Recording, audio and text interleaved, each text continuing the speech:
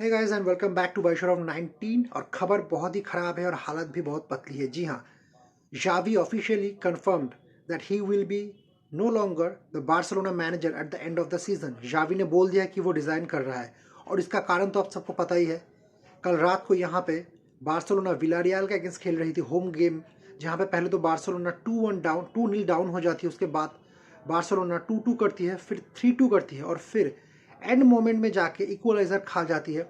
उसके बावजूद बारसा के पास टाइम था कि वो एक्स्ट्रा टाइम में गोल मारे और जीत जाए, लेकिन बार्सिलोना वहाँ पे भी 2 गोल कंसीड करते और एक शर्मनाक, एक एम्बैरसिंग 5-3 के स्कोर लाइन से अपना गेम जो है विलारियल से हार जाती है।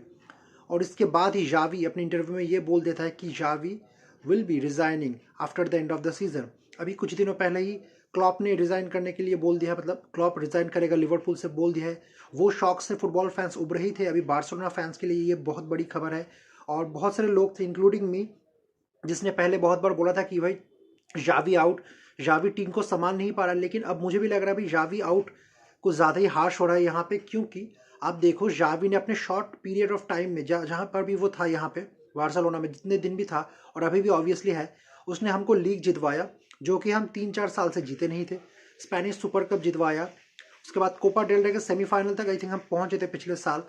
तो बहुत सारे कंपटीशन हम फाइनल भी खेले, इस साल भी खेले, सेमीफाइनल क्वार्टर फाइनल भी खेलेंगे और उसके बावजूद जावी को उतना क्रेडिट मिलता नहीं है। अब ये बात देखो ना कि जावी जो है उसको लिमिटेड रिसोर्सेज के साथ यहाँ पे काम करना पड़ा बार्सिलोना में। फाइनेंशियल प्रॉब्लम्स थी वगैरह वगैरह, वेज बिल ऊपर नीचे था, मेसी चला गया था, उसके बाद वो आया था, रोनाल्ड कोमिन के साथ बार्सिलोना ट्रॉफीलेस सीजन बिताया था। उसके बाद अगले ही सीजन में बार्सिलोना को साथ मिलके यहाँ पे कोपा डेल रे के मतलब अच्छा खासा परफॉर्मेंस करवाता है, स्पेनिश सुपर कप जितवाता है, उसके बाद ला लीगा जितवाता है। हाँ, चैंपियंस लीग पे हमारा रन उतना अच्छा नहीं था और पीछे का जो आवाज़ आ रहा है उसको ज़रा इग्नोर मारो क्योंकि मैं अभी अपने घर पे नहीं हूँ, कहीं और हूँ, मैं वेकेशन पे आया था। लेकिन वेकेशन की मतलब हालत ख़राब हो गई है जब से बार्सिलोना की जो न्यूज़ और फिर गेम्स मैंने देखा है अभी, और इसलिए देख सकते हो सेटअप थोड़ा अच्छा अच्छा नहीं है अभी यहाँ पे। मैं अपने हाथ में कैमरा पकड़ पे यहाँ पे कैमरा पकड़ के देखा फंबल भी कर रहा हूँ, इतना दिमाग खराब है अभी। वीडियो बना रहा हूँ तो लाइक और सब्सक्राइब जरूर करना चैनल को बाइशर ऑफ 19 को गाइस। तो जो मैं बोल रहा था कि जावी ने लिमिटेड रिसोर्सेज के साथ, लिमिटेड वेज वाले प्लेयर्स के साथ यहाँ पे रिजल्ट्स आपको दिए थे पिछले सीजन। और इस सीजन के शुरू में ही जावी ने बार बार ये बोला था, I need a CDM, I need a CDM। Xavi always wanted a CDM क्योंकि उसको पता था कि सर्जियो बुस्केट्स जा रहा है और बुस्केट्स के वॉइड को फिल करने के लिए उसको चाहिए था जुबिमेंडी, या फिर अगर जुबिमेंडी नहीं होता तो किमिक। तो बायन तो किमिक को छोड़ने नहीं वाली थी, लेकिन रियल सोसिएडाड से हम जुबिमेंडी को खरीद सकते थे। लेकिन हमारी फाइनेंशियल कंडीशन ऐसी थी कि हम 60 मिलियन खर्चा नहीं कर पाते थे, मतलब नहीं कर पाएंगे उस वक्त पे। तो इसीलिए हमने जाओ कैंसेलो और फीलिक्स को लोन पे लाए थे हम लोग सीजन की शुरुआत में, राइट बैक और लेफ्ट विंगर की पोजीशन के तौर पे। लेकिन अब ये देखो CDM वाला पोजीशन पे हम लाए थे ओरियल रोमेओ को। पहले कुछ मैच बढ़िया खेला था फ्रैंकी डियोंग, ओरियल रोमेओ, क्योंकि गावी था उस टीम में जो कि वर्क रेट आपको प्रोवाइड करता था।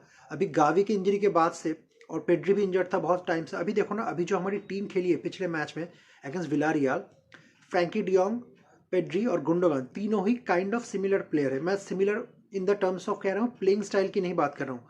तीनों ही फिजिकल नहीं है जो कि आपको एक CDM प्रोवाइड करता है, और डिफेंसिव मेंटालिटी नहीं है। Frenkie de Jong is not going to be your defensive midfielder, वो एक बॉल प्रोग्रेसर है। पेड्री इज योर क्रिएटर और गुंडोगन वो एक अटैकिंग मिडफील्डर है। वो कभी कभी हेल्प जरूर कर देगा लेकिन अभी उसके पास वो लेग्स नहीं रहे। Is not 24 any more, okay, he is 33 I think currently. So उसके पास अभी वो लेग्स नहीं कि वो बार बार ड्रॉप डाउन करे और डिफेंस में हेल्प करे। और अगर आप ओरियल रोमेओ को खिलाओगे तो आपको गुंडो या फिर पेड्री में से किसी एक को ड्रॉप करना पड़ेगा। ये भी एक बहुत बड़ा मसला है, या फिर आप बोल सकते हो प्रॉब्लम है यहाँ पे। तो जावी के पास बहुत सारे लिमिटेड रिसोर्स थे और अगर आप कल का मैच एक बार फिर से देखोगे, हमारा बेंच देखोगे ना, लिटरली बच्चे थे वहाँ पे, मतलब एडल्ट्स भी नहीं थे भाई। 16 साल 17 साल के बच्चे थे। एक 16 साल का बच्चा लमीन यमाल काफ़ी अच्छा प्लेयर है, लेकिन उसको हम रेगुलर क्यों खिला रहे हैं? क्योंकि हमारे पास अच्छा राइट विंगर नहीं है। डेम्बेले को हमने बेच दिया क्योंकि फाइनेंशियल फेयर प्ले के चलते हमें बेचना पड़ रहा था। रफीनी इंजर्ड हो गया। अभी अलेहांद्रो बाल्डे जो कि 19 साल का बंदा है, 19-20 साल का होगा, वो भी इंजर्ड हो गया, उसका पूरा सीजन ओवर है, ठीक है। तो Balde out for the whole season और आपको हमको एक 17 साल का लौंडा जिसका नाम है Hector Ford, is a very good player, very promising youngster, but हमको एक 17 ईयर ओल्ड के ऊपर भरोसा करके खिलाना पड़ेगा the rest of the season. जब तक जोआओ कैंसेलो जो है अपनी इंजरी से वापस नहीं आ जाता। उसके बाद जो कि पिछले मैच में वो खेला था थोड़ा बहुत, लेकिन पूरी तरीके से फिट नहीं था जोआओ कैंसेलो। और कैमरा थोड़ा हिल रहा है यहाँ पे, उसको इग्नोर मारो प्लीज़। और एक और बात है कि गावी तो पूरी सीजन के लिए आउट है, और भी बहुत सारे प्लेयर्स जो आउट है इंजरी के चलते, इन एंड आउट हो रहे थे। लेकिन एक प्लेयर है जिसने सबसे ज़्यादा डिसअपॉइंट किया, स्पेशली पूरे सीजन में तो किया ही, कल के गेम में भी किया, वो है रॉबर्ट लेवेंडोव्स्की। जिस बंदे को हमने सोचा था कि वो बारसा का जो गोल स्कोरिंग ड्राउट है, जो कि लुइस सुआरेस के जाने के बाद से हमारे पास एक वर्ल्ड क्लास नंबर 9 नहीं था, वो फिल करेगा। वहीं पे लेवेंडोव्स्की ने इस साल इतना लेवल अपना गिरा दिया ना कि सारा का सारा प्रेशर आ गया यहाँ पे लामिन यामाल, फेरान टोरेस, और जो बंदा 18 साल का अभी अभी ब्राजील से आया है ना, विक्टर रूक, उसके ऊपर इतना इमेंस प्रेशर है कि मैं क्या बोलूँ। उसको लोग ऐसा समझ रहे थे कि ये मसीहा है, ये हमको बचा लेगा। भाई ऐसा नहीं है। वो 18 साल का बच्चा है, अभी अभी आया है साउथ अमेरिकन फुटबॉल से यहाँ पे यूरोप में। उसको सेटल होने में बस 1-2 साल तो लगेंगे। आपको याद होगा विनीशियस रॉड्रिगो को लगे थे भाई 2 साल 2.5 साल लगे थे रियल मैड्रिड में सेटल होने के लिए। तो इसको भी टाइम चाहिए।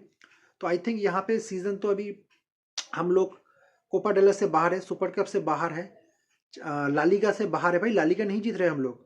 To be honest Real Madrid और Girona are going to win the league, because हम लोग उनसे 10 पॉइंट पीछे हैं। ओके, 10 पॉइंट्स का गैप बहुत बड़ा होता है। और जहाँ पे हम लोग हार रहे हैं रेगुलर पे, यहाँ पे हमारा कमबैक नहीं हो रहा, वहाँ पे रियल मैड्रिड कमबैक पे कमबैक कर रही है, चैंपियन मेंटालिटी दिखा रही है, और वो आगे बढ़ रही है टाइटल की तरफ, जिरोना को टक्कर देने के लिए। दूसरी तरफ बहुत सारे ये लोग ये बोलेंगे भाई हम तो अभी भी चैंपियंस लीग में हैं। Forget about champions league.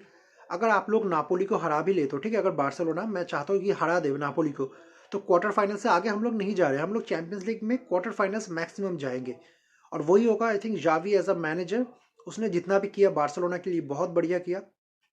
कुछ मैचेस में क्या बोलते हैं उसको, पार्क द बस वाला फीचर भी उसने यूज़ किया था। फीचर बोल रहा हूँ मैं, फॉर्मेशन, जहाँ पे हम लोग सिट बैक कर रहे थे, पूरी तरीके से 1-0 के स्कोर लाइन से जीत रहे थे काफ़ी मैच पिछले सीजन।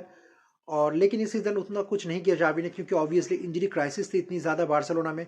जो प्लेयर्स जावी ने मांगे वो बार्तो में क्यों बोल रहा हूँ मैं, उस पागल की बात, लापोर्ता नहीं दे पाया due to financial fair play. उसके बावजूद जावी ने यहाँ पे बार्सिलोना के लिए बहुत कुछ किया। He is a legend man, once a culer always a culer. Academy से आया था, बारसा के लिए खेला, कैप्टन बना, चैंपियंस लीग जितवाया, ला लीगा जितवाया। He is a legend, he don't deserve to be sacked. और इसीलिए शायद जावी ने ये सोचा कि मैं अपना रिस्पेक्ट रहते रहते खुद ही रिज़ाइन कर देता हूँ। और इसीलिए जावी ने कल इंटरव्यू में, पोस्ट मैच इंटरव्यू में बेसिकली ये बोला कि I am leaving the club after the end of the season. तो मतलब देखना पड़ेगा कि अगले साल कौन बार्सिलोना का मैनेजर बनता है। बहुत सारे बेवकूफ़ ये सोच रहे हैं कि भाई यर्गन क्लॉप लिवरपूल से जाएंगे तो वो बारसा आएंगे। नहीं भाई, ऐसा नहीं होने वाला। क्योंकि मैं भी चाहता हूँ अगर ये हो जाए ना तो मैं पागल हो जाऊंगा, यर्गन क्लॉप बारसा का मैनेजर बन गया या फिर जावी अलोंसो आ गया अगर। लेकिन ऐसा नहीं होने वाला। जावी अलोंसो तो नहीं आएगा भाई, जावी अलोंसो लिवरपूल जाएगा। और यर्गन क्लॉप ने अपने इंटरव्यू में खुद बोला है कि मैं 1 ईयर का रेस्ट लूंगा।